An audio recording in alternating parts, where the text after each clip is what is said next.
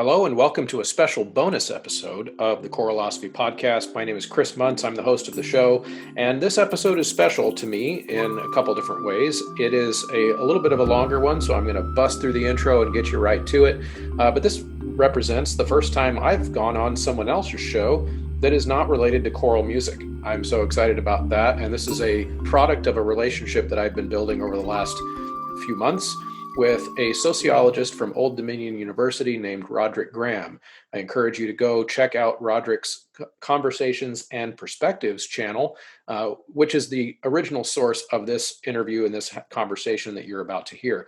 We talk about a lot of things related to this new kind of hot button topic around cancel culture, social justice, a lot of the things that are kind of dominating a lot of our conversations online.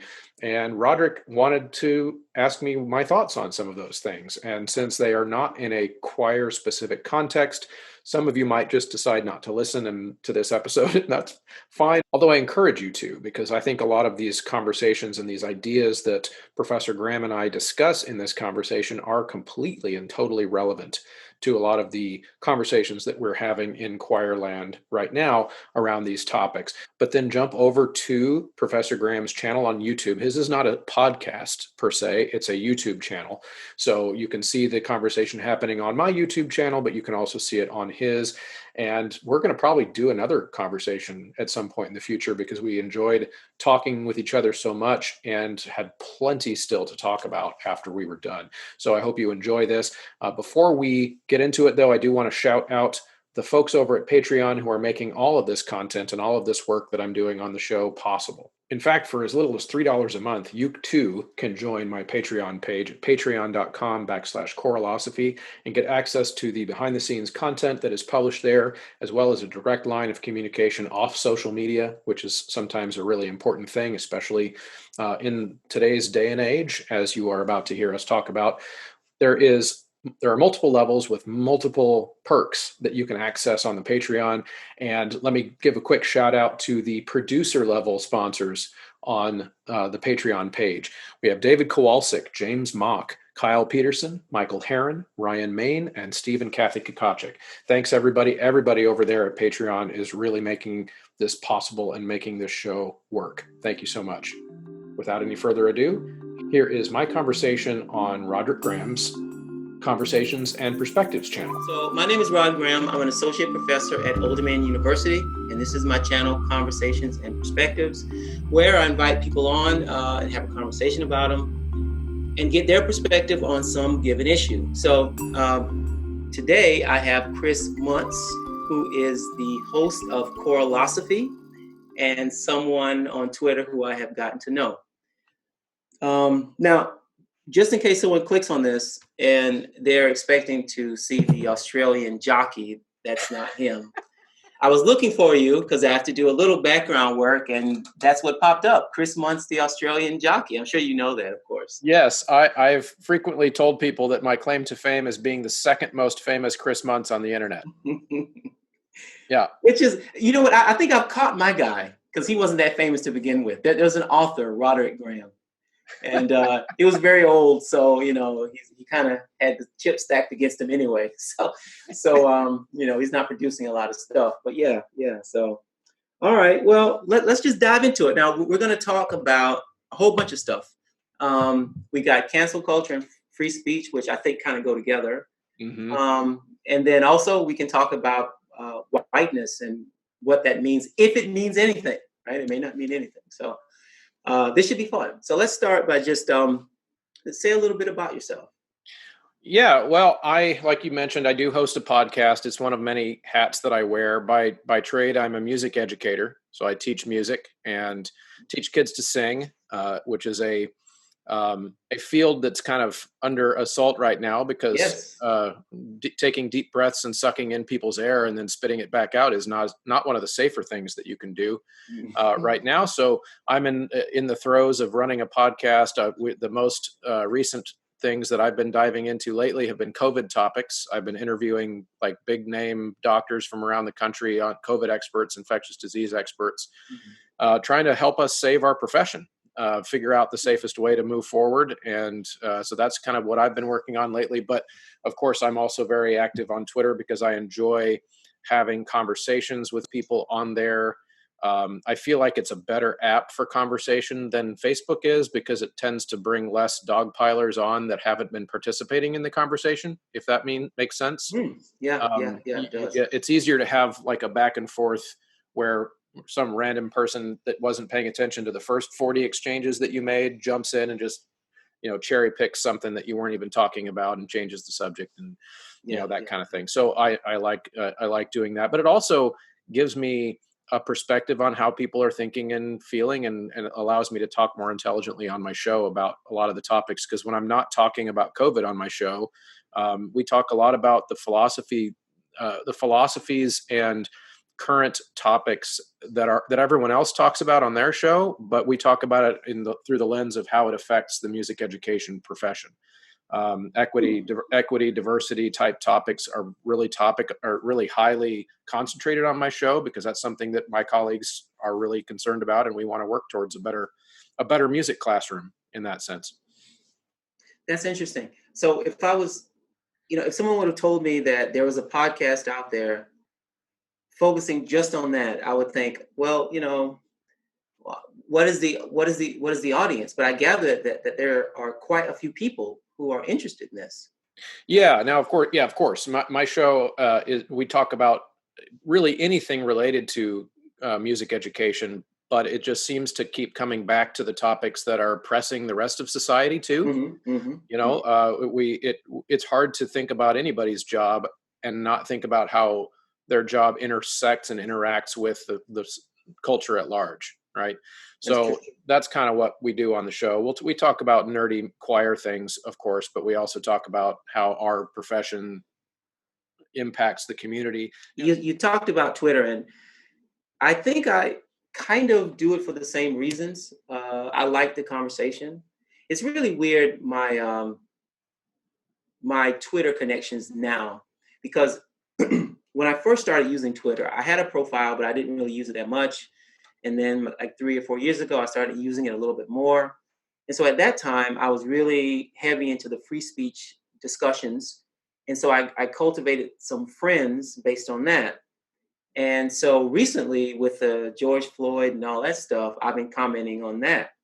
Well, the people who are and now even the whiteness stuff and the white supremacy, racist, anti-racist, all that stuff, the race stuff. So now those people are like, like my communications can be a bit more antagonistic than I'm used to now, because those people may not necessarily think the way I'm thinking now, but I haven't cultivated the new audience and the new followers that are interested in the race stuff. So no one I follow is like or follows me as like a progressive academic Black sociologist or person of color or someone who thinks about these race issues really at all. It's people like you who I follow and who follow me. Not saying you're completely opposite to that, but you know what I mean. So it's really weird, But I do get to learn a lot, and it helps me write stuff. So I'll throw something up there, and people will say, "Well, what about this? What about this?" Really trying to contradict what I'm saying half the time, and it's wonderful because I can anticipate what an argument would be, and then either I change my opinion a bit or it strengthens it, and then I can produce something in writing. So I love Twitter, man. I really do. Yeah, I'm with you. I have a theory, kind of a working theory for the last 2 or 3 years of Twitter that, well, and I don't even know that it's a theory anymore, but I felt like it was a theory when I started, which is that on Twitter, of course, you can get, I think you saw this tweet of mine, that you can get people to interact with your tweets a whole lot more if you piss people off. That's true. And I think it's incentivized. Facebook, I think, is even worse in this way. But you can get people to engage with you if your whole goal is to get lots of followers and lots of retweets and whatever. You could say something very inflammatory. You could say something very derogatory towards a race of people or towards a gender or towards anything. If you want to get some subsection of the Twitter population to see that, retweet it, and spread it all over the place, and you're going to get some crowd to follow you as a result of that. And what's been interesting in my use of Twitter is I try to use social media in the same way that I have conversations with real people, which is that I'm not going to insult you. I'm not going to use any type of ad hominem attack against you.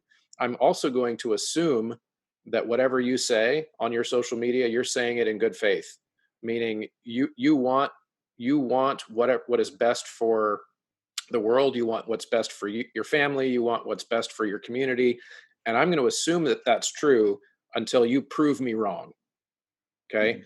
And so what that's done for me is that I've been able to have conversations on those apps without getting too much angry stuff thrown back out at me, because I'm not projecting any angry stuff. But the downside, of course, is that I can't even tell you how many times I've tweeted something where I intentionally try to recognize some little bits of truth going on both sides of an argument.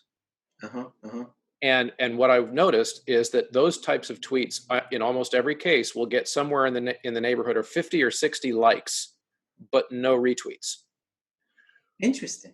And so that's where, if you see in my Twitter bio, I call myself the co-founder of the ineffectual dusk web, which of course is kind of making fun of the term intellectual. I was going to ask you about that. Yeah, what is that? And it's just something that I came at. It was in the early days, probably a couple of years ago, that I came up with that, maybe a year and a half ago, and it was based on this theory that being kind and assuming good faith on the internet is not a very effective way to get your ideas across, because of the way that the algorithms are set up on those websites. And so I decided to just play into that and not really care if I hover around 1,100 followers or whatever, and not expand my audience. I don't really care. That's not why I'm there. I'm not trying to make money on Twitter. So the whole that's where that comes from. Is it's kind of a play on the intellectual dark web, which I know you were wanting to ask some things about that too. And that group of thinkers, I think, playing into my brand that I just described, I think they make a lot of really good points. I think they also make a lot of mistakes but it's also the way that that's their business model. In other words, they have to, in order to get their retweets and their likes up, they've got to polarize. They've got to take whatever idea that they're trying to tear down, which I think more power to them. If you think an idea is bad, you should try to tear it down. But right. part of their business idea or model is that they've got to make someone the villain, that they are then going to go out and say this person's ideas are bad and this is what their ulterior motives are or whatever. And that's where that's where they lose me. A lot of those folks is that, I will listen to their ideas, and I think they do make a lot of scathing critiques of all types of social issues that I think do need to be made. I just wish that they would do it without, for example, without terms like the social justice left. I see. Yeah. Even that term is divisive. Or social justice warrior, I think, is the one they use a lot. Yeah. Yeah. Because and we'll probably talk more about this, because where I run into problems is when the terminology that we use to label someone, when it's not specific enough, when it's not, there's no reason to put a label on a situation, or if it's derogatory, then I don't like the label. I'm not like, I don't mind being called that white guy over there, as long as you're not using the word white in a derogatory sense. I see. Specifically, no. I'm talking about that actual white guy over there. Right. I get what you're saying. Yeah. And I've talked to several black friends, and I'm not like doing I've got token black friends. That's not what I mean. But I've had these conversations with my friends as well, where they feel the same way. If you're going to say he's that black guy over there, like, that's fine. That doesn't bother me at all. But if you've got some kind of twinge in your voice when you say the word black, then then That means something different. Yeah, yeah, that yeah. might mean something different. And so I try to use the same rules, I guess I could say, in real Yeah. life as I do on Twitter. Yeah, I was really excited about the IDW some years ago. I can remember when Dave Rubin first started his show, and I was like, "Oh man, this is great," because I felt even though it may appear on the outside that I'm a very uh, leftist, social justice type, in reality, I'm quite conservative when it comes to like family structures and this type of thing. Um, Personal responsibility in this and these issues that tend to go with the Republican Party. Okay. So where does that place me? I don't know because economically I'm very progressive, but then socially I'm kind of conservative. So I was happy to see something that presented itself as different. Right. And so I was like, yeah, I want to see what this guy's talking about. And so have you watched Dave? You know Dave Rubin, of Yep. course. But then I realized that no, that's not what's actually happening here. It looks like he's a leftist in name, but he's really pushing a particular agenda, and that bothered me after a while. So I kind of stopped watching it. But initially, I really enjoyed it, and I was happy to watch him interview Jordan Peterson. I kind of like the way he thinks and talks. He's got this odd persona, and it was just interesting. So I like listening to him. I had a problem with them firing Brett Weinstein. I think it's Brett. Yeah, Eric's the older one. So, Yep. and Yep. so I was like, oh, this is terrible. We'll talk about the canceling later. And so I was all into that. And then I don't know. I guess maybe it's like you were saying, the scapegoating and all that stuff. I just said, I don't watch it that much. So Yeah. In it's been a fact, while. yeah, I'm glad you brought up Jordan Peterson because he's a really good example of someone who I think makes a lot of amazingly important insights into how the human brain works and how we think and why we think what we think. And he's a professional in that area. That's what he's studied. And the mistake that I feel like he made, from my perspective, and I know if you're thinking about mistake in terms of becoming famous and making lots of money, then he didn't make any mistakes. Right, right, right. I just think of it like if you're going to keep me really, really interested in what you're saying, he lost me when he started referring to cultural Marxism, leftism stuff. And the reason for that is not because I think that he's necessarily even wrong. It's just that it doesn't do any good to talk about it that way because if you talk about it that way, most people hear the word left and they Mhm. think liberal, Democrat, American politics spectrum. So I'm going to be against whatever Jordan Peterson says because he's against the people on the left. Hmm. Okay. Uh-huh. Well, then you've automatically cut your audience in half and you've become a partisan hack at that point. Why not just talk about the ideas themselves? Why not just talk without putting a label on them? I feel like he could have achieved very similar things just by not applying a derogatory label or what people feel like is a derogatory label to what you're talking about, and then people from both sides of the spectrum could have that conversation and they could be involved in the conversation. And I think ultimately that's where I start to kind of draw the line with the content that I choose to interact with. I'll listen to anybody. Like I am not afraid of anybody's ideas. And this is where I That's do very rare, though. I can tell you, that's very rare. well. Most people look I'm for their comfort zone. Yeah, I'm a weird guy. I'm a really weird guy. Mm. Um, Join the club, man. yeah, well, and so with ideas, if the way I think of it is that if I'm going to engage with somebody's ideas, I tend to gravitate or have my own personal bias. I know that no person can escape confirmation bias totally. Nobody can be completely objective without factoring in some parts of their upbringing or their. Now it's cool to call it, your cultural, I guess. Lived experiences or Yes, something. your lived That's a very experiences. common way. Yeah. Right. Yeah. But that being said, I do believe that people can, if they are aware of and make as part of their daily practice being aware of the fact that you might be enjoying something or resonating with something because of your own confirmation bias, then it does allow you to kind of check it against things. So what I do is as I start to listen to something and start to nod my head in agreement, I immediately go, okay, what am I missing? I assume I'm wrong. I Mhm. just assume I'm wrong. And so what's interesting about that approach is that it allows me to listen without fear to anybody's ideas, because I know I'm not going to get sucked into it, because tomorrow I'm going to be listening to someone else who disagrees, and we're going to, just keep thinking about it. Because I have this thought that, like, no one person, even more, no one group of thinkers or people have a monopoly on the truth. Mhm. There is no, in my opinion, no perspective, no framework with which to look at the world that has a complete and total lockdown on what's true. Mhm. Mhm. I think the only way we can take little tiny steps towards what's true as humans is to bounce our ideas off of other people's ideas, to see how they hold up. And Yeah. either that, or we're in an echo chamber. Yeah.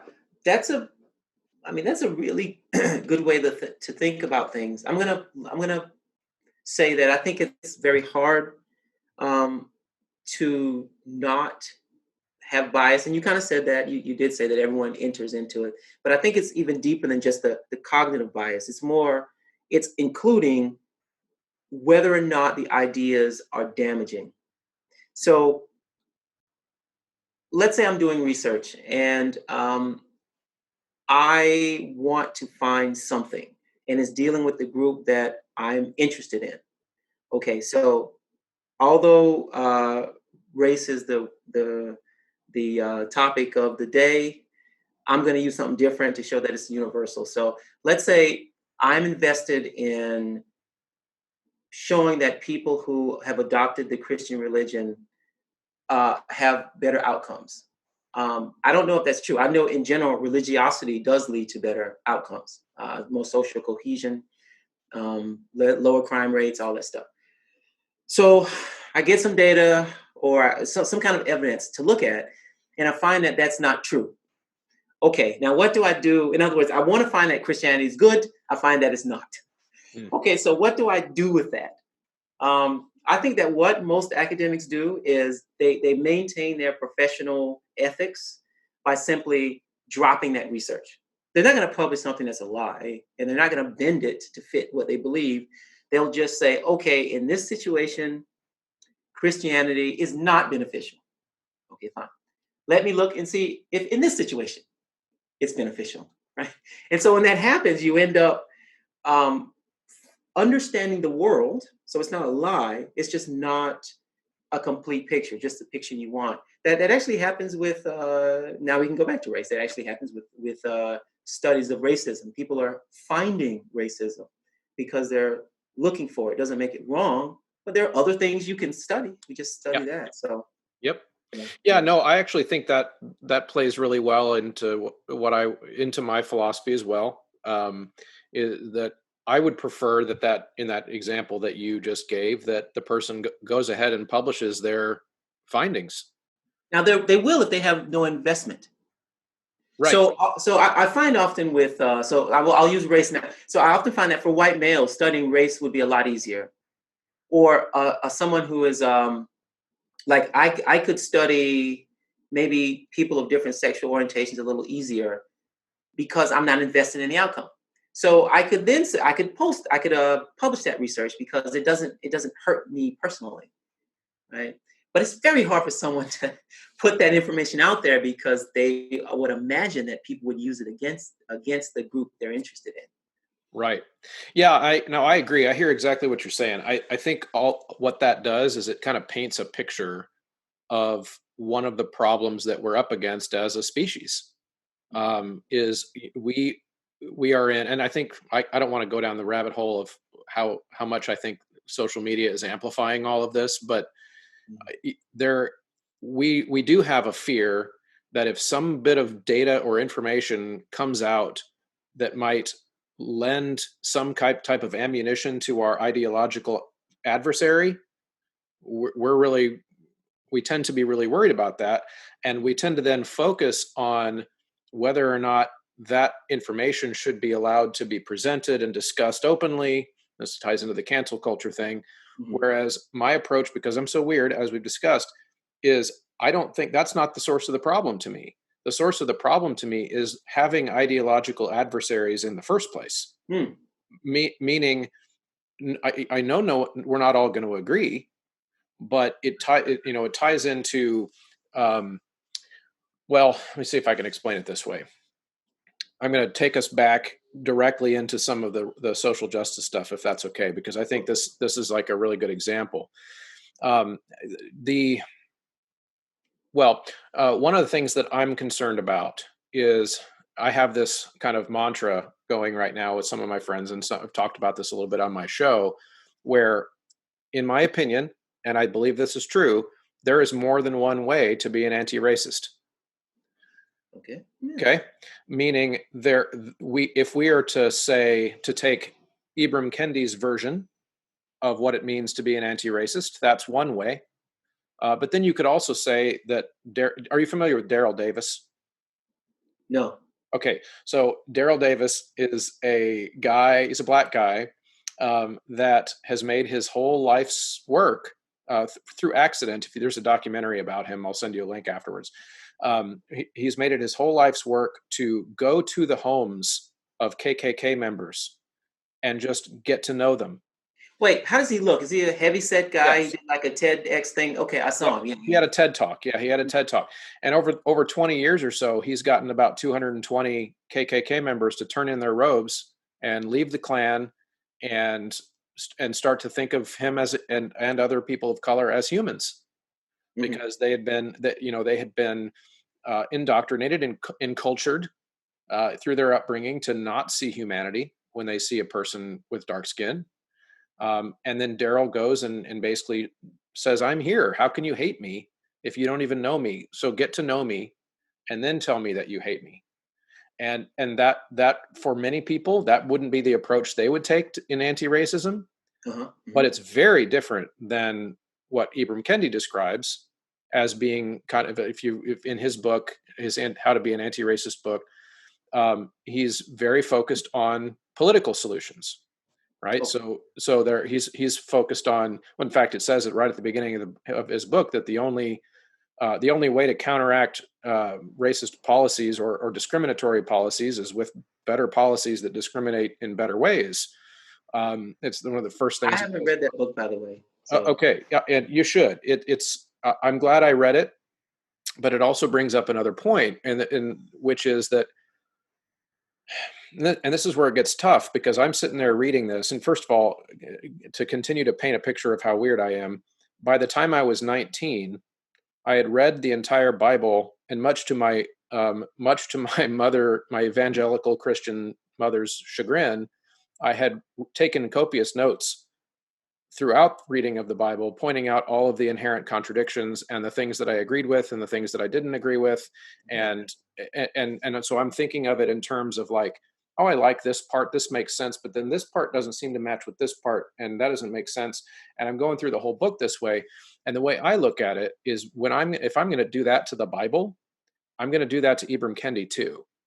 And I'm going to read his book, and I'm going to have an open mind, and I'm going to say, oh yeah, I'm nodding my head through much of the first like 6 chapters of it. I'm like, yeah, I agree with all this. And and then, oh, he proposes a solution there that I don't think would work.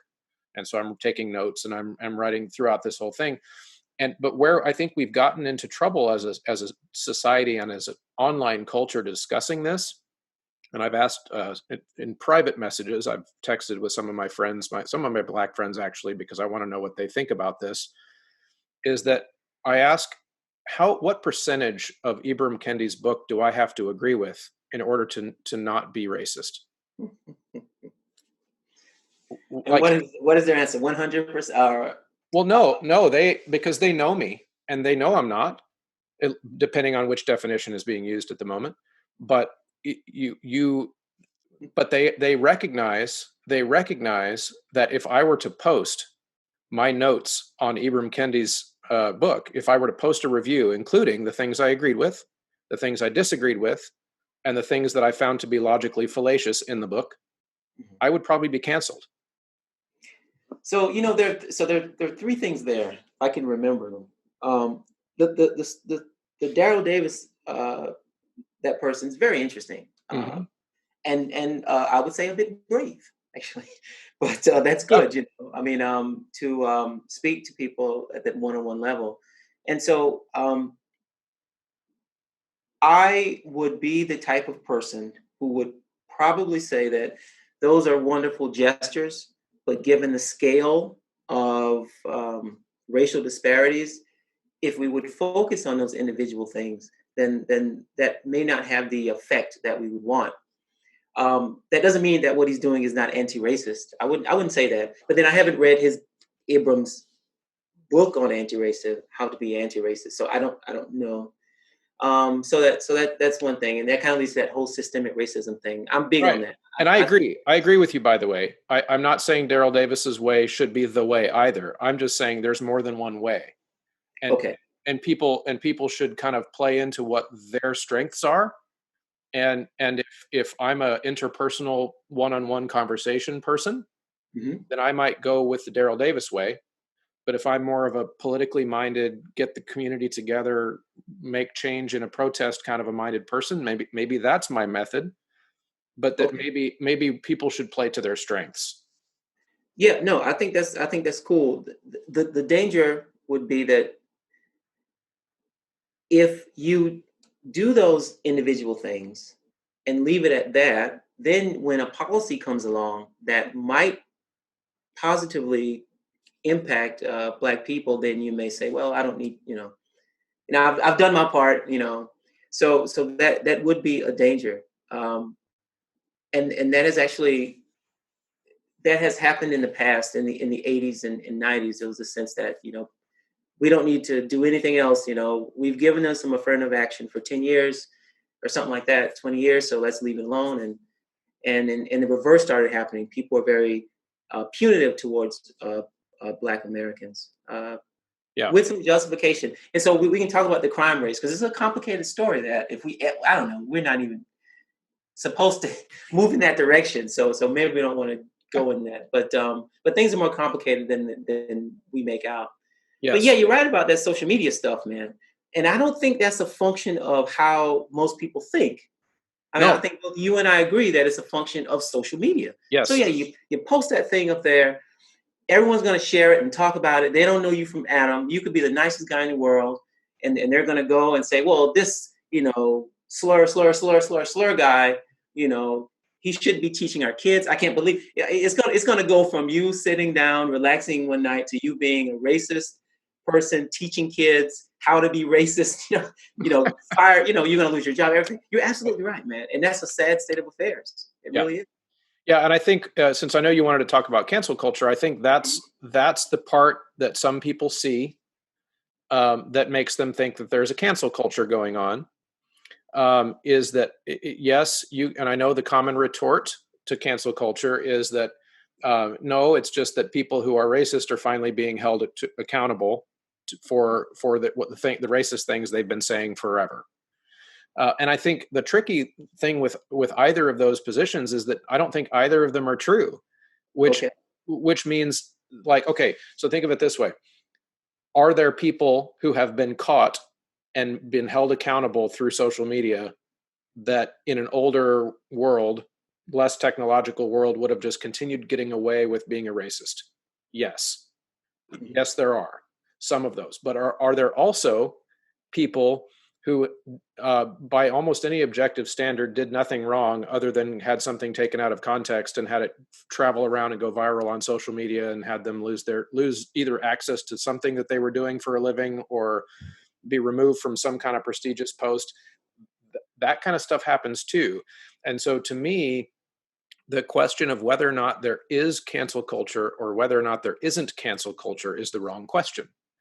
It's to what extent is there cancel culture happening?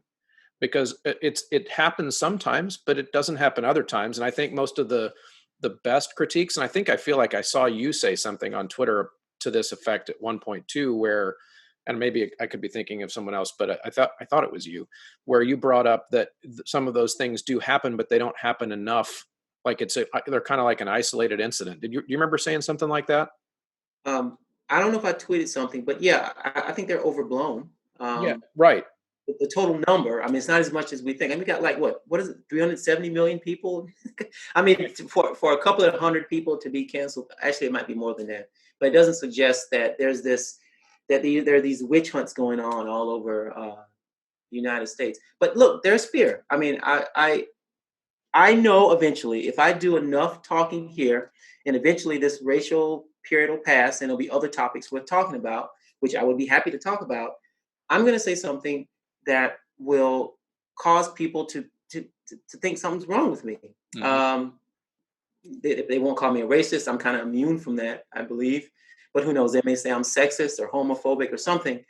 So what I'm thinking is, one, I need to develop some strategies going forward. So the first thing I already know, I think that it's not simply the one instance. It's that one instance combined with other things that they may have done, combined with how they are with people, and so in their everyday life, and so that then leads to not just the social media, but people around them agreeing that yeah, something's screwy. Like that Barry Weiss thing, she left, but for years, people have the writer from the New York Times who was on Joe Rogan, and she has these very controversial views. And I get it; she's a journalist; she should be able to have those views.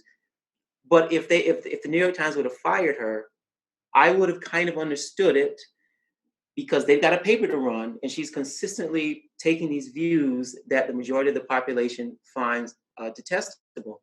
So, okay, back to me.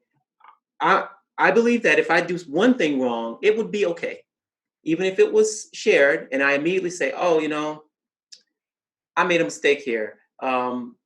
These ideas, these things I'm talking about, I'm trying to talk about them in a certain kind of way, and I'm sorry if I offended this or that group. Um, I'll try again next time." I think in most of those cases, it's okay.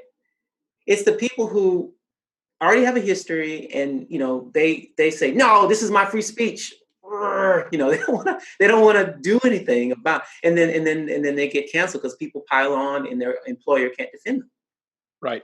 Yeah. No, I think that analysis I agree with, and and that's kind of why I said that the asking does cancel culture exist or not is the wrong question, and it's really becomes more of a quantitative question, and that's kind of hints at what you were saying. If like you've got 370 million people, and this is maybe you could come up with a list of like 300 people that have been canceled in the last couple of years or whatever, and then in you could even break down those 300 and how many of those were actually canceled, or how many of them just couldn't do this job that pays a lot of money anymore, and now they're doing this job that pays a lot of money. You could, if you were to siphon that down and find the people who actually went from riches to rags because of being canceled online, then you'd probably have a pretty small group.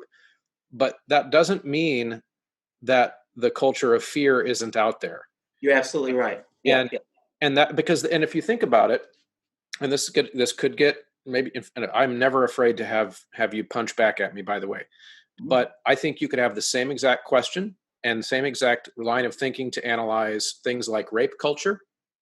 You could have the same conversation around systemic racism. You could have meaning, does racism exist? Yes. Is Mhm. there racism that's kind of baked into certain things in the American system? Yes. But could you also have a conversation that there are some parts of American life that are not affected on a day-to-day basis by racism? You could also have that conversation, at which Mhm. point it becomes a question of degree. To what degree is the American system racist? To me, that would be a better question. And I think the social justice movement, and I'm going to use Beverly D'Angelo's term here. She calls Okay. it critical social justice. Okay. Okay. Because that is that. And when I said earlier, there's more than one way to be an anti-racist. That's kind of what I'm talking about. So like right now, some of that fear that people feel around cancel culture is I have to be a critical anti-racist, critical social justice anti-racist. I have to be that specific thing, or else I'm not part of the same team. And I think that's detrimental. So in other words, I would like, and of course I'm white, and so like you mentioned earlier in our conversation, there are certain parts of this that I recognize that I'm detached from a little bit, meaning some of the outcomes don't necessarily affect me or my children the same way that they might affect you or your children. But at the same time, I want to be on the team. Like, I want to be on the team that's making a better world, even though I might disagree in some areas with Beverly D'Angelo, and I might disagree in some areas with Ibram Kendi. And I might personally resonate more with Daryl Davis because I like to talk to people, Uh-huh. but I don't want to be told that I'm not on the team because I don't use that lingo and I don't use that framework from which to look at it. So your experiences are more, I won't say valid, but you would be able to speak to that more than I can, because I've never felt that I've had that problem. I'm not an activist, although I do support a lot of what's going on, but no one ever questions. I'm not even sure in what context that would occur, right? When would there be a situation where you're doing something and someone says, "Oh, this isn't the right way"? I don't know. I mean, Online conversations. online conversations. Okay, Yeah. okay. Well, I don't know. I mean, I think every day. I mean, that's unfortunate, right? Hmm. But of course, in everyday life, if you choose to do things on an interpersonal level, I don't think. I think people will be very appreciative of that. I go so the university that I teach at is a working class university mainly, and so we get a lot of kids who are. So this is in Norfolk, Virginia. There's a big Navy base here. It's a big presence. So we get a lot of kids who are um, their parents are in the military, and so that's a different vibe. And it's also working class. It's a different vibe. And so here, things are not as symbolic as it might be if you're looking at something at Princeton or Harvard or Yale or something, where it's all about what you say and how you say it and the right pose you take. So those things don't happen in reality. Like I don't see people, students running, surrounding a professor and yelling, you raise. That just never happens. We have marches, we have rallies, we have these conversations about race, but so I think a lot of that stuff is concentrated in tiny areas, or maybe just online. But the thing you said about fear is important, man. It really is. Because we were talking in this way that was really just like quantitative, 300 people being canceled, but that has nothing to do with the actual fear that people have, Right.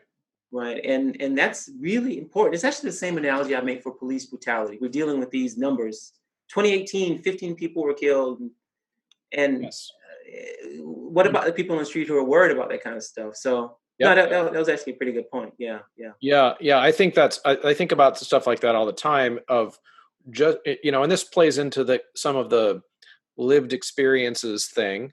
where, um, you know, even if you pull out the data around, lethal interactions between citizens and police, and you see that it doesn't happen like a high number of times, and you could even say, which I think is another important part of the social justice, the critical social justice lingo that I would like to be able to challenge, Mhm. which is they also don't like to talk very much about progress, which I Mhm. meaning like to point out to someone who's wants to talk about police violence how many less people are being killed by police now than 20 years ago or 30 years ago, that and I think that's a dangerous thing to not want to talk about, because I would, if I want to be on the team, I want somebody on my team pointing out that progress so that we can analyze how it worked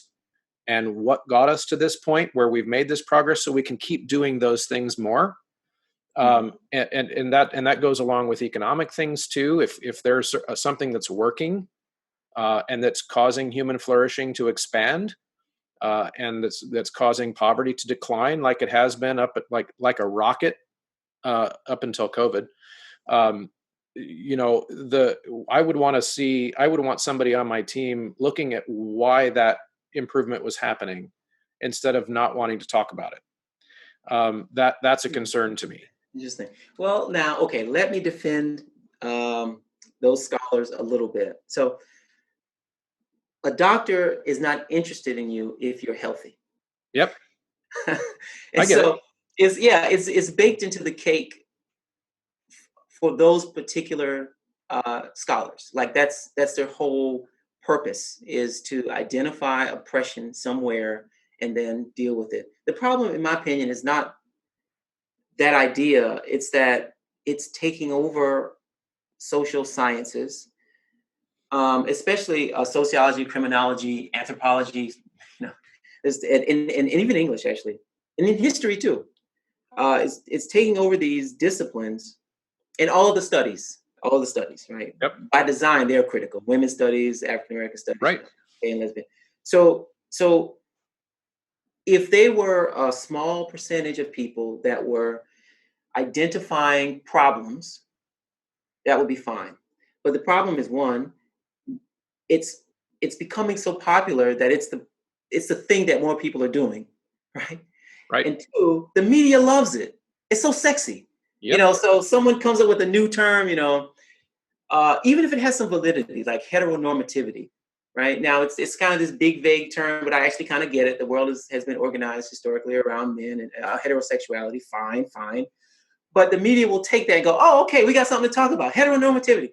Whereas me, who does like these kind of dull, boring things, it gets read by like three people. And that's kind of the problem. Yeah, I actually think we agree. Because one of the things that, like, notice what I did not say is I did not say that those people who are analyzing the oppression shouldn't be on the team. Uh-huh.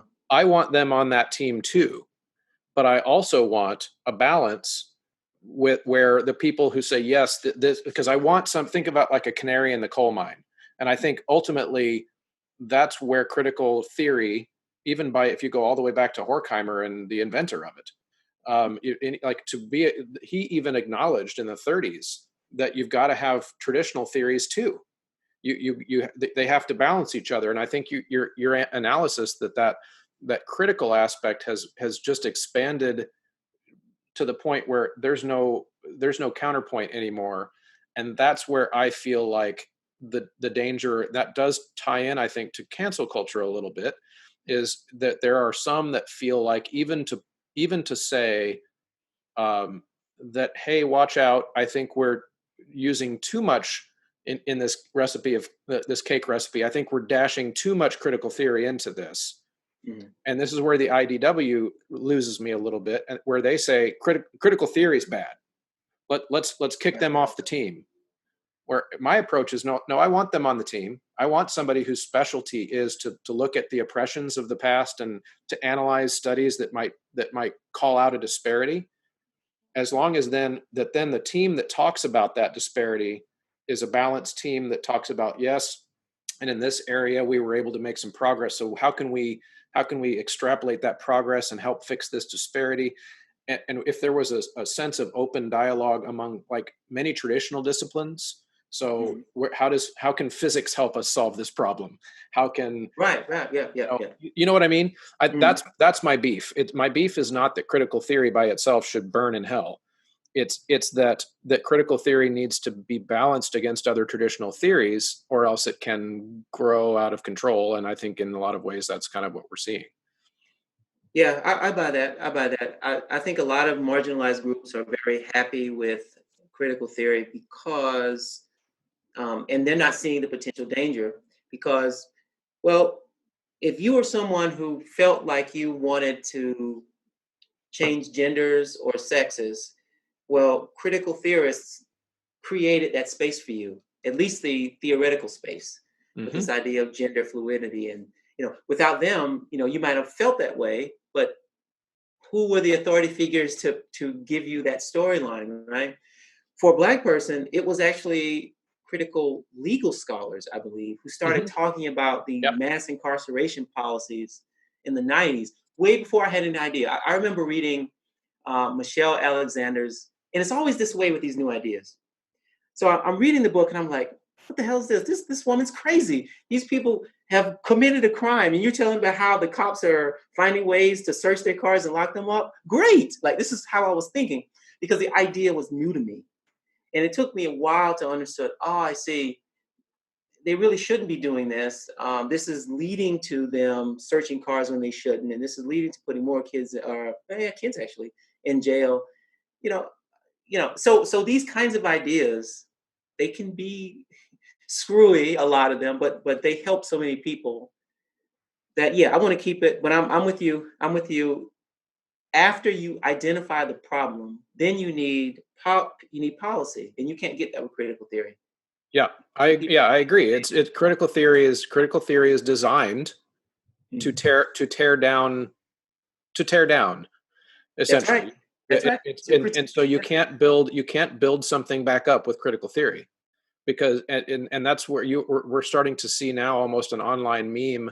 Of course, the people who are anti on the, yeah, I guess you could say anti social justice, or SJW, because they use the derogatory term, like to point out examples of how, and again this is all language that I don't like to use, which is why I have so few followers on Twitter, but they like to they like to use the examples of how the left is eating itself by, one group criticizing and canceling another group from within the left. And again, that's a function of the fact that critical theory can't build; it can only tear down. And that's a problem, in the sense that if the goal is really a better world, where 500 years from now, you and I, or our descendants, I guess you could say, 500 years from now, our descendants might be having a conversation I believe in 500 years from now, most of our skin colors in the U.S. are going to look pretty similar. Like, if you look at the rate of interracial marriages happening right now, it's more than ever before. But that's a different topic. But I would love to see a world where my descendants and your descendants are sitting and having a conversation, and our skin colors just are not interesting to them. Like, it's just not interesting at all. And so, to me, any worldview that doesn't seem to be moving towards that goal, I start to feel very uncomfortable, because I want that for my kids, and I want that for your kids, and right. Yeah. You mentioned earlier the IDW and the echo chamber, and how they talk about critical theory. I don't think they know what they're talking about. So I think that they are people who are very intelligent, more intelligent than I am, with more accomplishments. And so it means that people will listen. There's a danger in that, because, okay, one Weinstein brother is an economist, one Weinstein brother is a biologist or something. I think why are they telling me about race? I don't know. Why are they telling me about racial dynamics or social dynamics? I don't want to hear their opinion. If you want to bring on someone to talk about that, because when you're a pretty with it person, you can generate good conversations. I think that's wonderful. I don't want Sam Harris telling me about policing or anything. I don't. Unless somehow he can connect it to the studies he's done on, I think he got his PhD in neuroscience or something, which is possible. So maybe he can make that connection, fine. But otherwise, it's very dangerous, because they're having these conversations that are disconnected from what everybody knows. So yeah, there are critical theorists out there, but there are actual scholars who are collecting evidence. And those people are lost. And I think the last thing I wrote was about how they'll bring on Black scholars who also don't know a whole lot about race. The only thing they have going for them is that they're Black. So Weinstein had on, and the problem with this is that they're so intelligent and so nice to listen to. So you get sucked in.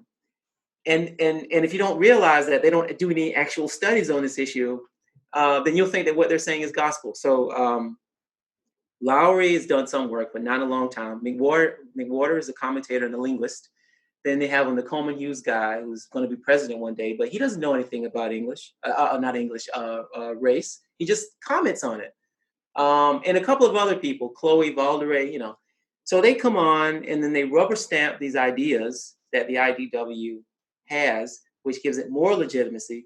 So then you've got all these people who consume that stuff, and they immediately, and I see it because they come at me with these echo chamber bullet points, right? So I'll point out lived experiences.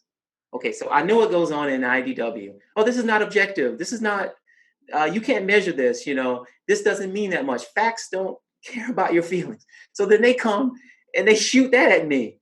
And I know that anthropologists and ethnographers collect evidence on experiences, and it impacts people's lives. I mean, you can't even be a counselor without looking at people's perceptions of how they live and talk to them.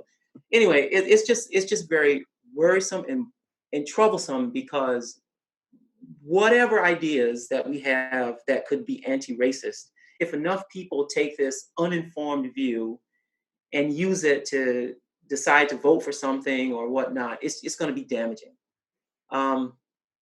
So I'm going to push back against you just a little bit, because I feel like, well, my first point of disagreement is just that I don't know that a person has to be a college, like working in a college in some kind of a racial studies program to know about race. Number one. And number two, I think that all those folks that you just listened to, or you just listed, I don't really hear a whole lot of dangerous ideas there, unless this kind of ties back into what I was saying before, unless they become the only ideas. Okay. In other words, if they are presented in a forum where, and I think I had shot this to you on Twitter about a conversation which all those people were involved with Brett Weinstein and his podcast. That's right. That's the one I'm thinking about. I listened to all 2 hours of that, and I found things, just, again, this is typical of whenever I listen to something, I found stuff I agreed with and stuff I didn't agree with, but I didn't find it dangerous, because the way it was presented, the folks in that episode, in that conversation, were frequently also disagreeing with each other, right? So throwing back, hey, no, I think you're wrong. In fact, some of the people on the panel for reparations, and some of them thought reparations are a bad idea. Okay, I have to watch this then. Yeah, and I didn't expect that at all. Right. And so the reason I say that is because I think it goes back to what I said when we first signed on. I'm not afraid of any ideas, unless those ideas become the monolith idea that everyone has to have. If there's a dialogue happening and it feels like everyone is safe to say that they disagree and here's why, then I don't think any idea holds that much power. It's when you can take your idea and say, listen, whoa. Rod Graham might be in that conversation and be able to say, well, this doesn't match up with all of this data from social science that we've collected, and and you could present that and as counterpoint to what they're saying. If it becomes an echo chamber, that's where I have trouble, I guess, if that makes sense. And so I think that, in other words, if you take any one of those people, one of my favorite followers on Twitter is Chloe Valdery, because she emphasizes things that I think should be emphasized around the topic of race, which is our common humanity. That's kind of her big thing, is like, we're all just human. And I don't think that emphasizing that means that you don't recognize that there are disparities in the world. And if you were to listen to that conversation, she's one of the, thinks that reparations would be a good idea type people in that group, because so obviously she knows racism exists. She knows that racism is a problem. She knows that there's historic oppression that we're trying to fight against. But again, I want her on the team. I want her on the team. I want you on the team, and I want to be on the team because I think I could bring something, even though I'm just this white guy with a beard. And I think that if I tend to gravitate towards those thinkers that present a multifaceted approach. Another way to think about it would be like if we're in a war, the U.S. military is in a war, the U.S. Air Force doesn't drop bombs on the U.S. Navy just because they're fighting a different way. They recognize they recognize that we're all going after the same enemy here, but they have their equipment, I've got my equipment, and we might even disagree. We might have a joint chiefs of staff meeting, and one general's yelling at the other general, and we got to do it this way. But as long as we keep reminding ourselves that we're like on the same team, I think we would actually do better. But that's just my opinion. I can't prove it. Right. No, in the abstract, I think that's fine. I don't think anyone would disagree with that. To your point about the person having a go teach at a college, no, I think that people who have a sustained interest in a discipline can bring more to it than someone who is a commentator on it. So I don't know, Chloe. I can't speak to what she knows, but I do know that Glenn and John are, because I listen to them the most. I like Glenn's Blogging Heads podcast, and so when I listen to them, I know that they're not tapping into the information that other people have. And so when John says something like, well, one of his things, it's racism is not what it was in the past, and we should just kind of move on past that. This is a cultural thing. I just don't think the evidence supports that. The danger is, and so in that particular podcast, it could be that people brought up some ideas that I would agree with. I don't know, so I shouldn't pass judgment. But from what I've seen, or like Coleman Hughes makes the argument about Black Nigerians coming to the United States and doing well, and so this would say that racism doesn't matter that much. And of course, I would then say, well, that's ridiculous. Yeah, take me out of the U.S. as a middle class Black person and put me in Ghana, and people would think that Black Americans are wealthy with PhDs. It's a stupid idea. I shouldn't say stupid. That's pretty harsh. But it's just not the way that I think someone who's studying this would understand it. But it's presented well. It's presented by people who obviously deserve your attention. And so people will watch that, give them justification to ignore stuff coming from what I would consider to be the dominant way of thinking, and that can be dangerous. If they would invite, but you know what? I bet they have invited people on like Kendi or Nicole Hannah-Jones, and they probably said no. So I but if they would invite those people on, then that would lead to more well-rounded discussion. Yeah, and that's where I agree, and that's one of the things that worries me, is that those conversations don't happen. And like you mentioned, I'm just curious, why do you assume that Nicole Hannah-Jones and Kendi would say no? Because I agree with you. I'm just wondering what makes you say that. Well, I don't know. Just get that. I've never seen it, and I'm sure that just for viewers' sake, they would have invited someone like that on to see if they want to talk. It'd be big news. Say again? It'd be big news. Yes. But maybe there's a fear that in a debate like that, they might not come out looking so well, and so they won't do it. I don't know. Or maybe they think there's nothing to gain from that. Yeah, but yeah, see, that to me is where my concern with how dominant the critical theory approach to social justice has become is because those conversations aren't happening. Then there has now become this idea of if a Nicole Hannah-Jones wants to talk to Glenn Loury, that would be her platforming Glenn Loury's internalized racism or whatever. And that to me is, I'm sorry, as a white guy looking on from the sidelines, I see all this stuff about like amplify Black voices. Okay, great. Then I want to hear Glenn Loury talk to Nicole. Yeah, so, and I'm confused by if amplify which Black voices, the ones that agree with the social justice critical theory approach, or do we want to amplify Black voices? And I've seen this happen so many times with even friends of mine in music world, where we're talking about which music should be taught in classes and which music should be thrown to the dustbin of history to decolonize the music classroom, and all this stuff that we're talking about in our world.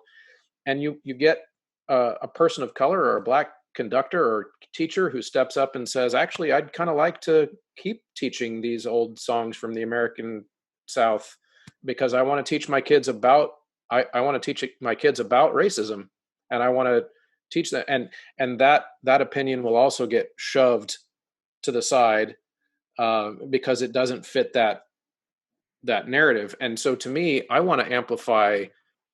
This kind of goes back into your statement before of where, listening to the black scholars that have studied race and have, I guess, made their deep dive of their careers into some investment in it, looking yeah. at what we know. Yeah. Now, I agree with that, but that being said, I don't think that I would love to see, that would be pay-per-view that I would love to see, is I would love to see one of those commentators, if that scholar is the one who is so superior in their knowledge, then I would want to see them challenge their ideas against somebody who disagrees. To me, You know what? I'm sorry, I cut you off. Go no, ahead. no, I was about done. I just, as somebody who, my approach to this, we haven't talked about my politics at all, but I have no political tribe. I don't. In fact, most of the reason I disagreed with Kendi and his book was because I don't think policy solutions work. I think that most of the time, whenever government tries to do something, they make it worse. And so, Sounds very conservative to me. well, you'd think, but I'm not a conservative either. I want government to do things that I think government can do well, and putting a policy into place where they're going to have to predict the reactions to that policy of 370 million people, at a federal level, that sounds scary to me, because so the idea that, and that's kind of where I differ from Kendi, is he wants all the solutions to be policy solutions. And I'm thinking maybe there should be some policy solutions, but do they all need to be policy solutions? Is that the only thing that's gonna help us here? I have trouble buying that. And so I want to, my goal with the way I think and talk about this is, do I think it's going to work? It's not which side is right. It's not which side is wrong, which scholars are from which universities have their theory proven correctly. Mm-hmm. That's not interesting to me. What's interesting to me is whether or not I think it's going to work. And the only way that we as a society will know, or not even know, but have the best idea of what's going to work, is if we have this critical social justice group, and they've got their ideas, and then there's a group, I don't know if you want to call them the IDW, I don't know, but have this group that I don't think those are the right ideas, and let them talk about it in public. Okay, when you mentioned scholars and commentators talking, immediately what popped in my head was the conversation between Candace Owens and Mark Lamont Hill. I'm sure you know Candace Owens. You may not know Lamont Hill, but he's a media studies professor, a communications professor. Mm-hmm. But he deals with issues of police brutality. That was very bad for Mark Lamont Hill, because Candace Owens can talk in bullet points and slogans, whereas he, as a professor, does the same things I do. Well, there are 2 points, you see, and so by the time he gets to the second point, Candace Owens has thrown a zinger in. Right. And so it looks like, oh, Mark, this guy doesn't know what he's talking about, but he's really the one with the real understanding. So yeah. I actually would not want to see, no, Glenn Lowry and John McWhorter are not that way. None of those guys are not that way, but not them. But let's just say just a commentator and an academic. Those, I don't know if that would work well. But you're right about. No, sorry. No, it's your turn. Yeah, you're right about the. We're so polite here, You're right about the different ideas, and we need to talk about them. Does it all have to be Kendi's way? No, it doesn't, and I actually don't think so. Really, I think that if I were to talk in a school, and I'm standing up in front of an urban high school full of Black and brown kids, working class, poor Black and brown kids, I would say, look, the world is in your hands. You have to take personal responsibility. You need to go out and work as hard as you can. The world is not giving you anything, right? I did it from being not dirt poor, but pretty poor, and you can do it too with really no talent.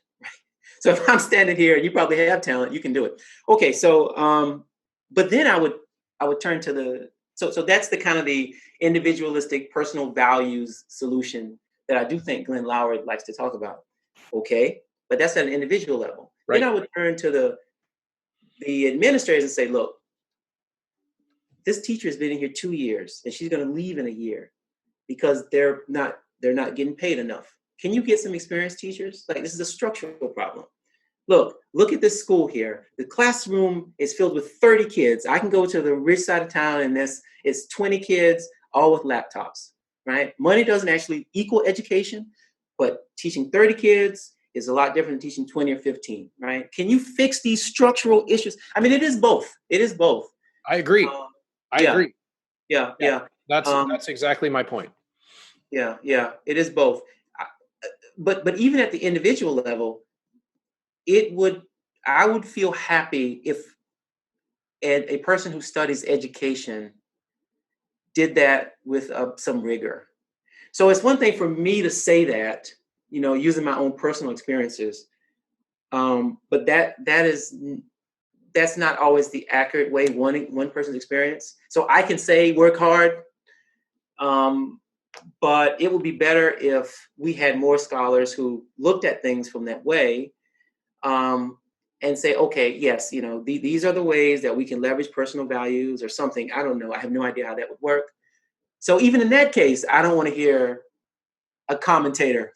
I want to hear somebody who looks at things, like asks conservative questions and come to some rigorous answers. I mean, I think what's important here is that we as sociologists have done a terrible job in our profession. So people look down on it. Doctors don't have that problem. They're not accurate a whole lot. They are for many things, but a lot of the medicine, they say, well, you got a 60% chance, right? And that's okay. But they've proven that they can do stuff that we care about and do it well enough. So some person is not going to just comment on their liver problems and people believe them, and that's the problem we have. We just, it's our fault. I mean, we haven't done a good job of that. And critical studies doesn't make it any easier. So. Right. Yeah. And I think that kind of goes back to what we were talking about before, where we're trying to find this balance. And I agree with you that in a perfect world that I would rather see a debate. So if you're going to call it a debate or a conversation between, say, an Ibram Kendi and maybe a scholar who's been immersed in the study of race for their whole career, but has come out with maybe a more traditional theory approach rather than a critical theory approach, and see that conversation. I honestly just don't know who any of those people are. Me either. Right. And so right now, maybe the best we have is Glenn Lowry. That is true. Maybe the best we have are commentators. In which case I still say somebody's got to challenge those ideas, or else they will become the only ideas. At which point, I could even paint you a scenario where any idea, if it became the only idea, would become dangerous. So I could imagine, I think about weird thought experiments a lot. So what if you took an idea that was so innocuous as wearing the color red is the only way that you can be healthy, right? And then that idea became so widespread that everyone was wearing red, to the point where one person decides to wear blue and they get thrown in jail or whatever. Like we do this as humans throughout history. If we lock into one idea and have it be the only idea, that tends to foment extremism. It tends to foment almost like a fundamentalist type of approach to things. I could take this. I know the analogy of critical social justice to being a religion has crept up around there, and I think there's some validity to that. If you're talking about people who only will have conversations with other people who think from that framework, then that to me sounds very much like Well, I'll tell a personal story. So my wife grew up in the part of Idaho that is the most Mormon per capita of anywhere in the world, more so than Utah. Wow. And what one of the observations she made is when she moved from that part of the country to the Midwest, where there are Mormons where we live. There's quite a few of them, but they're in the minority. And she noticed right away how different it was speaking to a Mormon person when they are in the minority versus when you speak to a Mormon person when they are in the 80% majority in Idaho. Just the way that their whole demeanor is different when they know that they're in the minority. And I would argue in a lot Wait, of ways, what's the difference? They're more guarded or clannish or what? no less. And I'm trying to. I hope I don't get her in trouble. My goodness, if any of her friends watch this, but You don't it's have to worry about that. yeah, because no one watches, right? Yeah. So no, the difference is that the Mormons where she grew up tended to be more fundamentalist. So meaning there was just less room for anyone around who didn't agree. Like getting ostracized from the social groups, if you know how many times she was told in high school by a boy's parents that she liked that, well, you might as well break up with her now. She's not Mormon. You're not going to marry her later anyway. Okay. um, that kind of stuff. And then when she came to the Midwest, the same religion, the same general fundamental principles of the religion, but the way they treated people was dramatically different, more open, more inclusive, that kind of thing. And so I think ultimately that's a symptom or a function, I guess I should say, of being forced to bounce their ideas off of other people that didn't agree. And I grew up in a very similar evangelical Christian town where almost like there was a denomination of a very, very fundamentalist denomination of the Methodist Church that almost everyone who lived in this town belonged to that particular sect of the religion, and there was a college for that religion there in town. So it was very echo chamber, and I feel like these types of things are human. When you only converse with people who already see the world the way you do, it tends to make you feel more and more sure that you're right. And then when someone comes along who says, actually, I think you're missing this. I think you're wrong about this, and here's why. That person then becomes a villain. And I think that's kind of what we're seeing with the imbalance, I think, in the conversations around social justice and race is, like I said, I don't want to kick anybody off the team. I want the critical theorists on the team because that's their specialty, is to show me where there's an injustice that I didn't see because of my privilege. And I'm like, I think white privilege is That can lead us to that whiteness thing. Yeah. well, right. Yeah. And I think you could imagine that I've got now after talking for over an hour, is I've got probably some nuanced thoughts about that too. I think white privilege exists. Absolutely. Oh no, Absolutely. I'm talking about. Well, sure. No, we can do the white privilege. Yeah. That's okay. That's okay. Not, but just to be clear, now critical theorists are still the minority in social science. So we do produce some hard data. So it's not just critical theorists that are thinking in this way. What often happens is the ideas that they have, like white supremacy, because that's not a measurable thing. It takes a collection of measures to say that something is white supremacy, like capitalism, right? It's one of those kind of ideas.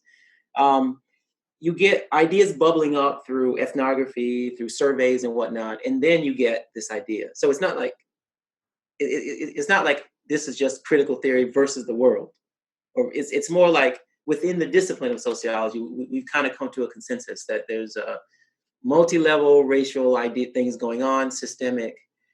But critical theorists are just more vocal about it because they're scholar activists, and that tends to be a problem.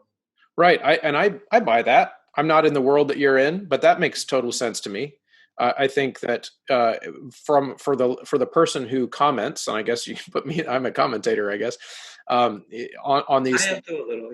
Yeah, is that's the only part of it we see, and that's Yeah. and since that's the only part of it we see, that's the part we're going to comment on, right?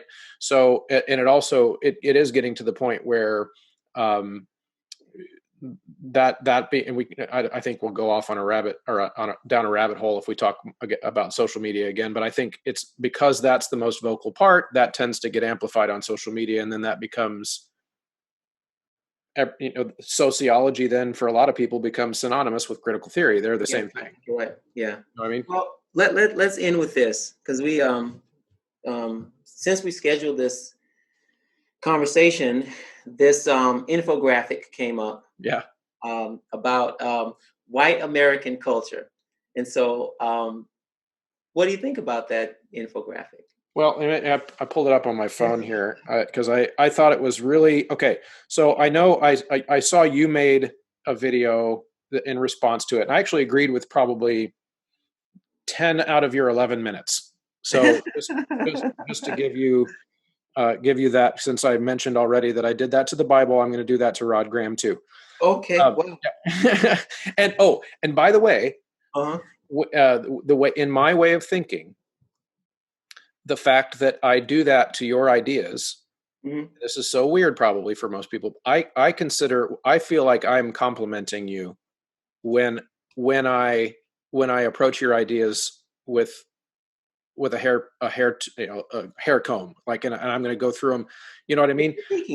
I think that we're used to that. It's fine. Right. And I had that same conversation about the Kendi book. Is for me to simply read his book and smile and nod the whole time would be like the most profound insult that I could pay to a thinker. Is if it would be like, your ideas don't warrant my skepticism. Like, I'm just going to not even think about them. That to me, and again, I'm weird, that to me would be insulting. So anyway, I watched your video and I agreed with most of it. My big, I think, beef, and these are a couple things that you brought up in your video too, is that if you took any of the bullet points by themselves, and things like emphasis on science, the family structure, those types of things, a work ethic, like they call it the Protestant work ethic. But but if you were to take any of those things, you could find almost every culture on the planet that values those things. So to put that under bullet points that are labeled white culture, I think could be unintentionally very condescending to people who aren't white. Okay. Okay.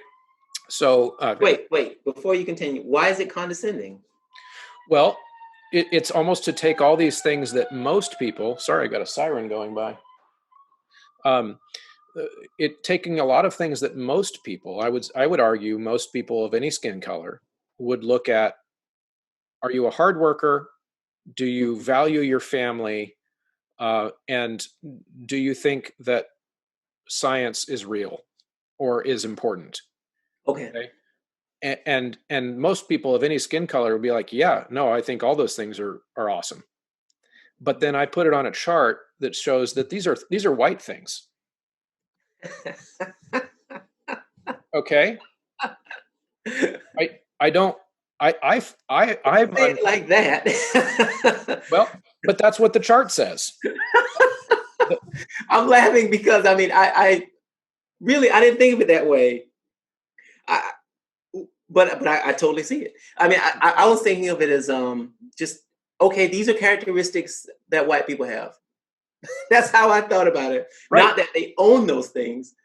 But yes, I can see if somebody would look at this and go, what are you talking about? I work hard too. We work like the dogs in India, right by my house. Yeah. So, right. Okay.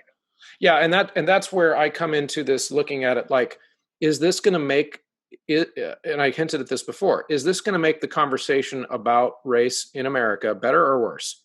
And I see that as worse. And now I also heard the point you made in your video, which I agreed with, which is that lots of cultures have had their cultures bullet pointed by sociologists and anthropologists and different, and doing this to a white culture is a sign of progress, meaning why should white people be special, that we can't have our culture picked apart. And I get that too. Like, I see that side of it completely. The problem though is that, I always whenever I encounter these ideas, I kind of picture in my head, what if I were to take these ideas and take them to their logical conclusion and teach my classroom this way. Okay. So if I were to stand up in front of my class and say, all right, kids, this project we're about to work on is really hard. It's going to take some really hard work. All right, white kids, can you show everybody how to do that? Like, are you kidding me?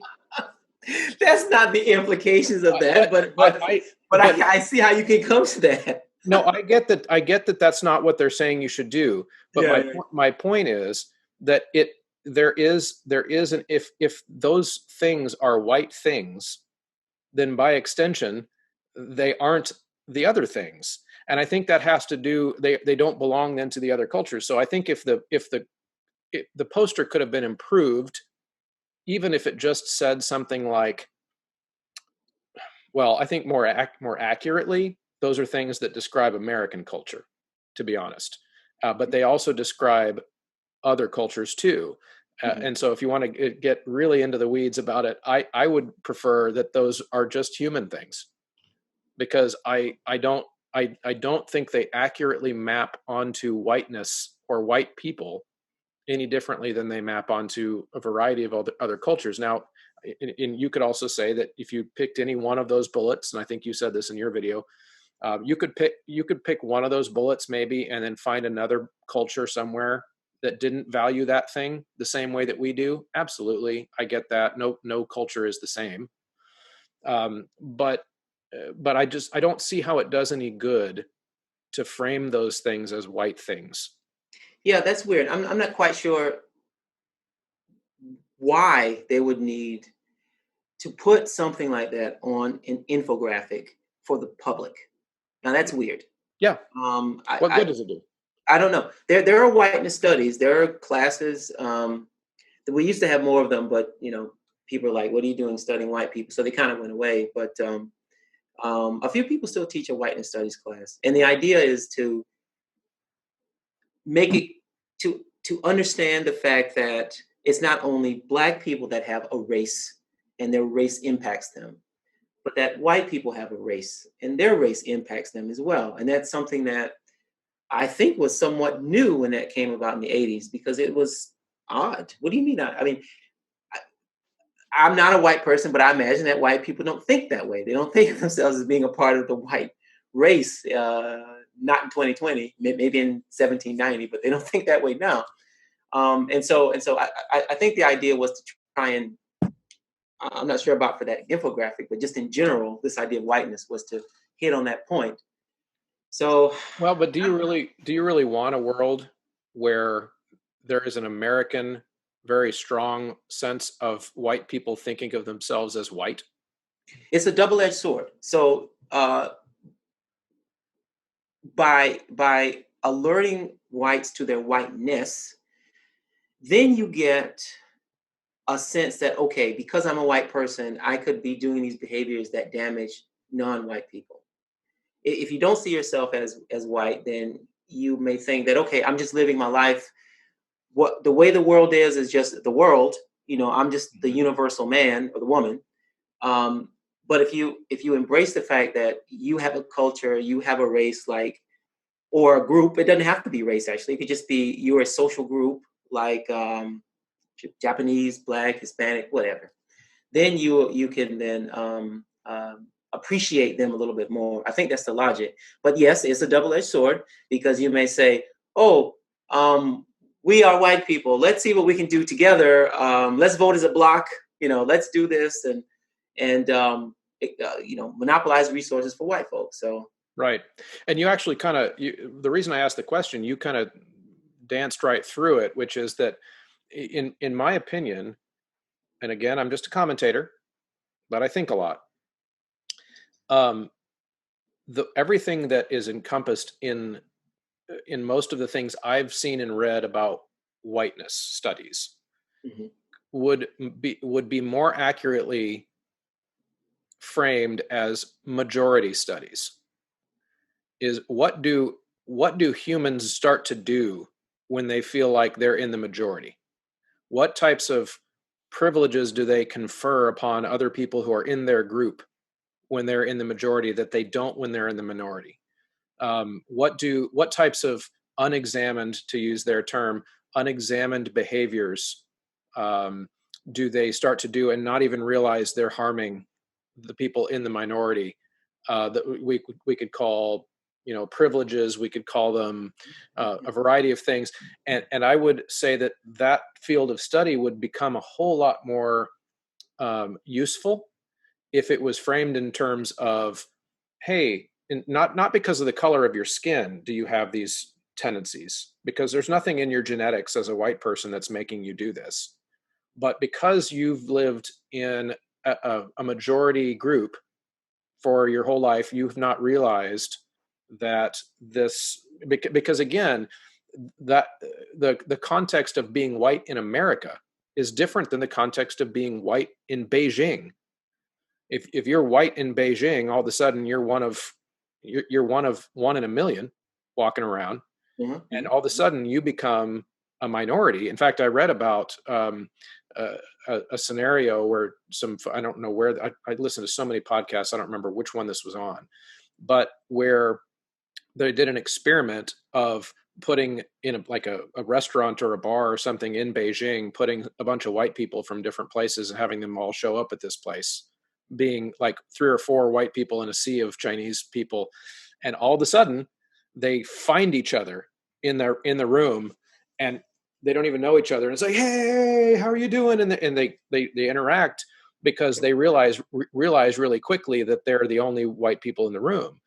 And I remember having several experiences where I'm in a majority situation, where as a white person, and I see maybe some colleagues, maybe 3 or 4 black colleagues walk into the room, and I'm pretty confident that they do not know each other. And from across, but then they come together. Yes, and they come together. And I've talked to them about that, and I've talked to them about on my show. And I said, and it's at first, because I'm a white person, I looked at that and I went, that's kind of exclusionary. That seems kind of rude. Like, why don't they come up to me and give me a big high five and hug or whatever? Like, I want to be on the cool kids team or whatever. But then once I read about that Beijing example, I started to go, you know what? If I was the minority in a room too, I would do it too. Like, I would look around for something that makes me feel like I'm near people who are like me. And even if that's superficial, skin deep or whatever, I'd do it too. And so to me, the whiteness thing is, to me, it would be better framed in terms of what maybe negative or what oppressive, even, like, to use the word oppressive, what oppressive outcomes might people fall into, or behaviors might people fall into when they feel like they're sitting on top of the roost, when they're the majority. And should we examine those things? I just don't see the value of attaching a skin color to it, because you take it in another place on the planet and all of a sudden it's in a different situation. Yeah, it would be nice if there are some scholars who are looking at things a little more abstractly. Yes, you're right. These are just human behaviors. Everyone has them. So it would be beneficial if there are a group that also that did that kind of stuff. Majority, minority studies. Yeah, Yeah, sure. because you could test it across the planet. You could look at how scenarios where, like I mentioned, the Beijing example, I think this is correct, that China is still like the most ethnically homogenous country on the planet, meaning there just isn't very much diversity ethnically there still. And you could probably study that. You could go to some African countries maybe where white people live there but are in the minority. What types of dynamics happen there? Of course, you'd have to factor in colonialism and the effect of. Yeah, I was going to say it would be a little different, because around the world, anyone who's read a book or watched television will assume something different about white people in their country than about Black or Hispanic or Asian people. Right. Yeah, I get that. I'm enticed by some of the ideas where, have you read Thomas Chatterton Williams's book, his Unlearning Race book? No. His description of just going over to Europe and experiencing how differently people over there think about race, it is to me is very compelling, because it's been my experience too, as I've traveled quite a bit. And the way we talk about race in the U.S. is unique to us. That's changing as we export our culture and our scholarship. but they, in different parts of the world, they don't have the same baggage around race that we do. Right. And so to me, that would be more valuable. And here's my, and I know we're trying to wrap this up, but No, yeah. the reason I care about that, again, is because if we were to frame, for example, if we were to frame whiteness studies as majority studies and detach it from race and from a skin color, we might avoid what I fear happening, which is that would be some white people, and maybe a fairly sizable group of white people, that are not analytical like I am. They're not like I'm not. I don't care how much insulting stuff about white people I read on Twitter. It's not going to make me hate people of color. Okay, but I think there are people who might, who might see a lot of this like whiteness framed as negative and start to go, screw you, I'm voting for Trump or whatever. Well, I thought that was already the norm. I'm quite positive that many people have those internalized feelings, but that we've learned over time to not express them because of the penalties. So I don't. Right. I mean, you're right. Maybe more people, but I'm quite sure. And often people who would still vote Democratic for other reasons, they would still have these negative opinions about Black people. Um, Right. And all I mean is like, I just don't want to grow that group. uh-huh. I don't want to grow that group by somebody casually looking on Twitter and seeing people, insulting whiteness or whatever. And then all they think about it, they're not having conversations like you and I are having. They're just seeing that on Twitter and going, wait a minute, this is just Why my is skin. it insulting? Like it's not even a negative. This is my thinking. I think that white people just are not used to seeing themselves as white people. That's always been something historically that's been pushed onto others. So, when I see that infographic, I'm like, oh, this is kind of, I don't know, this is in bad taste. They could have done that better. But the idea that looking at white Americans, so keep it narrow here to the United States, white Americans and understanding their views, I don't see what the problem is. Like this thing with the Protestant ethic, working hard. I was getting to this conversation with Pam about it, who actually came and talked to me on my show. Yeah, That was I watched that too. yeah. She she pointed that out and said, "Well, what's wrong with working hard, right?" And of course, she would see it that way because she's born in the United States. We as Americans, with white people sort of exemplifying this and producing this culture, which as a Black person, you tend to adopt. All minorities will eventually adopt the dominant culture. So we can call it American if you want, but to me, it's parentheses white and then American, if you want to do it that way. So we're born in this culture where we think that we need to work a little harder to get a little extra money, right, to buy a home.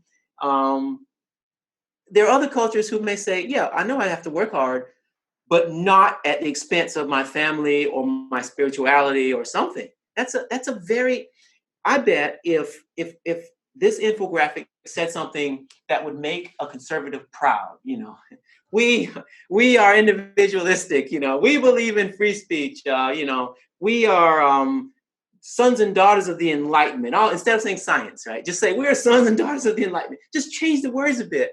People will be like, yeah, this is American here. I mean, that's all it is. Right.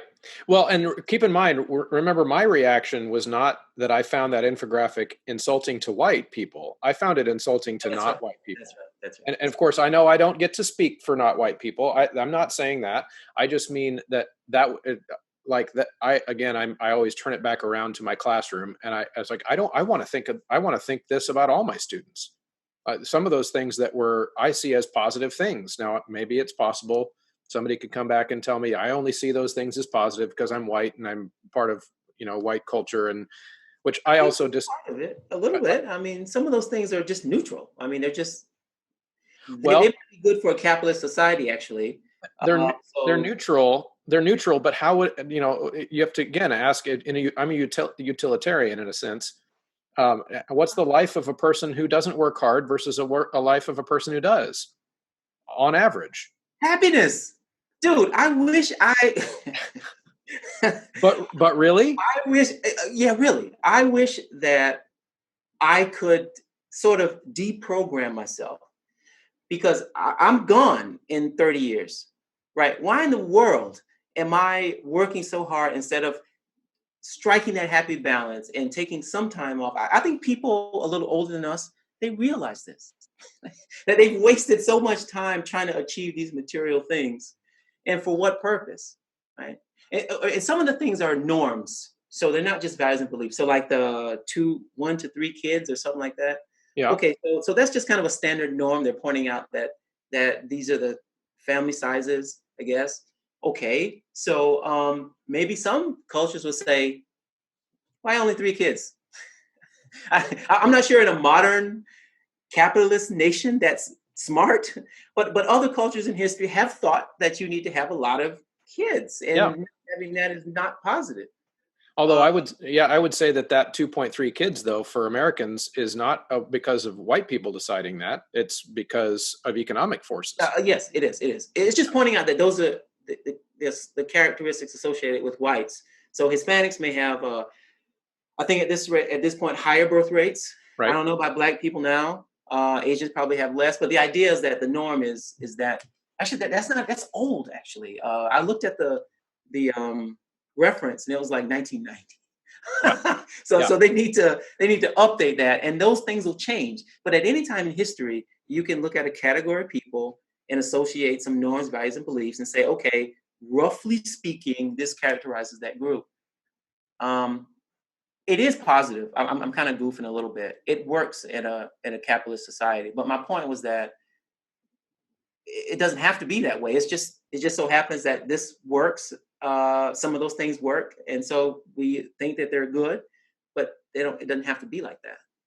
Yeah. I don't know. I think I wish I had some of the values of things up. Let me see if I can pull it up. that's probably a entirely different podcast to just talk about.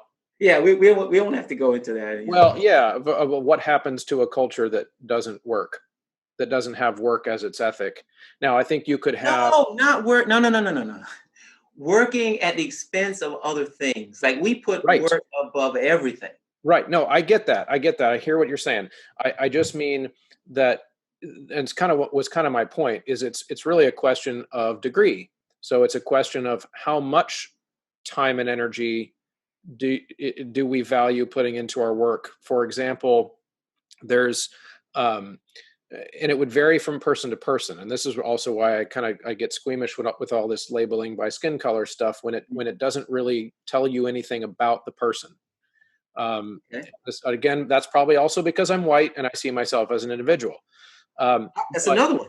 yep, that's another one that's on that chart, which I'm that it, I have so many problems with that. But So, wait. Do you think I believe that white folks, and the more wealthier you get, it might increase, do tend to think more in terms of themselves as just individuals and not in a web of family relationships. That could be stereotypical. I might look back on this in a year and say that, I was wrong about that. This is all anecdotal. It just seems to me that when I compare a family of white folks and a family of Black folks, I see this denser web of connections, in this sense that I need to worry about my family when I make this decision. And not even just my mother and father, like aunts and cousins. I know I do a little bit, but that could be, it could be anecdotal, right? It couldn't be true. But when I read that, I was like, oh yeah, makes sense. yeah, well, I think you and I might be operating on two different definitions of what Mhm. individualism is. Mhm. Which I've found, as somebody who is an unapologetic individualist as a philosopher. Um, I find that frequently when I talk to people about individualism, we're using two different definitions. Okay. Um, so, for example, whether or not you feel very strongly connected to the needs of your family unit extended beyond your nuclear family into cousins and whatever has no bearing on individualism that as a philosophy. Oh, Um, okay. you could be a person living by yourself on a mountain with no one around you for 200 miles and still not be an individualist.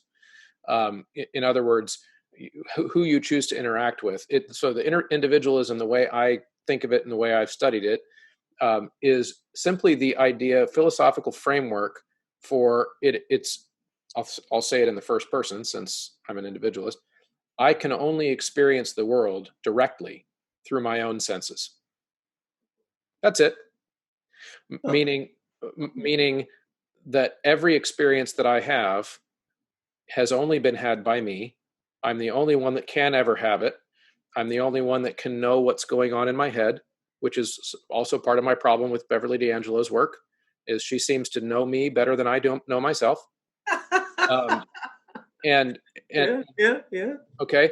And so being an individualist, and that's also what the cynic of me knows. I think she knows that. In other words, I think she knows that that's what individualists think, is that we can know what's going on in our own heads, essentially. Right. So what the way I think of individualism simply means that I am responsible for what I do. I'm responsible for how I treat people. I'm responsible for the situations I put myself in. I'm responsible for those types of things. Now, it does not mean that I don't recognize how society impacts me. It does not mean that I don't feel any responsibility for my neighbor. Also, it does not mean that I don't feel any responsibility for my community, or for making the world a better place. Obviously, I'm here having this conversation. This is something I care about dramatically, but that I see myself as the primary vehicle that I can drive. Okay. I can only drive myself, essentially. That's all it means. I see. Well, we might need to wrap it up. I've taken about 2 hours of your time. I can tell you, this is officially the longest conversation I have had on my podcast, and maybe in my life, because I just don't talk to many people this long for a long period of time. I don't go to bars and hang out, and talk to people. So right, no, it's fun. I enjoyed it. Yeah, I did. I really appreciate it. It's a testament to your conversational skills. So, I really appreciate it. Hey, yeah, that was lots of fun, and I look forward to continue to politely interact with you on Twitter, and I will. I can make you, whether you like it or not, I can make you an honorary member of the Ineffectual Dusk Web. Okay. As we count me in. Yes, as we continue to hover around 1,200 followers and try to speak kindly to people on the internet. Okay. All right. Thanks a lot for sticking around to the end of the conversation. As always, if you are still here, you're probably one of the diehards. And I know that not everybody has the attention span to sit through and think through complex topics, but if you are still here, you get a gold star. And I think that if you're still here, that probably means you got something out of this episode. So I would encourage you to do what you can to help me support the mission of this show. Share episodes, like episodes, leave a review in the Apple Podcast app or on Facebook on the Choralosophy Podcast page. There's tons of ways you can do that. Also, of course, don't forget to head over and show your appreciation to the sponsors of the show. We've added a new one recently, mymusicfolders.com. We have ryanmain.com and graphitepublishing.com for your sheet music needs. We've got vocevista.com/choralosophy for your software that you can get in time for next school year, downloaded to your machine, that can analyze all of the overtones that your singers are making and show it to them on a screen in a beautiful spectrum analysis. And then, of course, we've got sitereadingfactory.com. School year starting up soon. Make sure you get your kids that membership and use that Choralosophy discount code at all of those websites when you check out, so that you can let them know you're listening to the show and also save yourself and your school program some money. So again, thank you so much for listening. I hope that you stick around. I am really excited to continue to pump out this content for you, even as the school year ramps up, and who knows what that's going to look like. Hang in there, guys.